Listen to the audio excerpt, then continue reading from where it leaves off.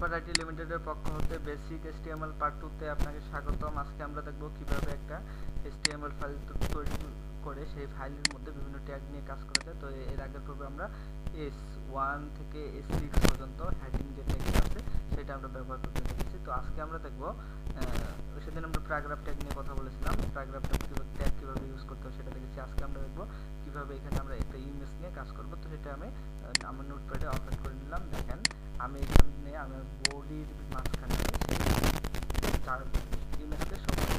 তো দেখেন আমি এখানে চলে গেলাম IMG হচ্ছে ইমেজটাকে সার্চ করবে SRC দিয়ে আমি সেই ইমেজের নাম এবং লোকেশন সিলেক্ট করে দেব। আমি এখানে কি নামে আছে দেখেন ইমেজটা, এটা হচ্ছে home.png নামে। আমি এখানে home.png কে সিলেক্ট করে দিলাম। আমি এখন আমার ফাইলটা সেভ করে নিয়ে আমি ব্রাউজারে রিলোড দিয়ে দেখি আসলে আমার ইমেজটা আসছে কিনা। দেখেন আপনারা দেখতে পাচ্ছেন যে আমার ইমেজটা আসছে। আচ্ছা, এখন আমরা আরেকটা ট্যাগ আছে যেটাকে বলতে পারি সেন্টার ট্যাগ, আমরা সেটা দেখব। ওকে, আমি সেন্টার ট্যাগ স্টার্ট এবং ক্লোজ সেন্টার ট্যাগ।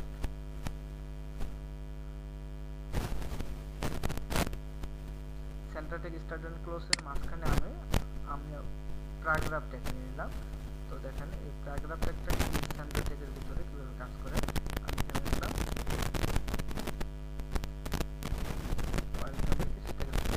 দেখেন এখন আমার সেই প্যারাগ্রাফ ট্যাগটা শো হবে আমার সেন্টারে চলে এসেছে। আর যদি আমি সেই প্যারাগ্রাফ ট্যাগকে সেন্টারের মাঝখানে না রাখতাম সেই ক্ষেত্রে কি হতো একটু লক্ষ্য করি। দেখেন এখন আমি সেটাকে সেন্টারের ট্যাগের মাঝখানে রাখিনি। সেক্ষেত্রে কি দেখেন এখানে আমার ওয়েলকাম লেখাটা আমার লেফট পেজে শো হচ্ছে। এখন আমরা দেখব সেই ইমেজের সাইজ কিভাবে কমানো এবং বাড়ানো যায়। আচ্ছা, আমি সেই ইমেজ ট্যাগের শেষে চলে গেলাম। শেষে যায় আমি হাইট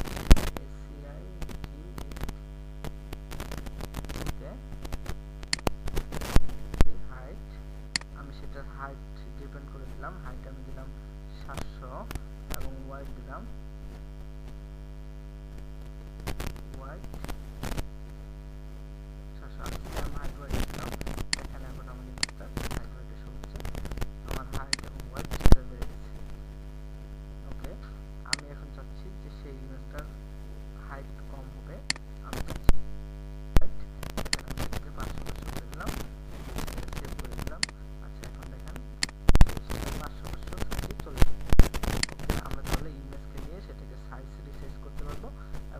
সেন্টার ট্যাগের মাধ্যমে কোনো কিছু কিভাবে লিখতে হয় সেটা আমরা দেখেছি।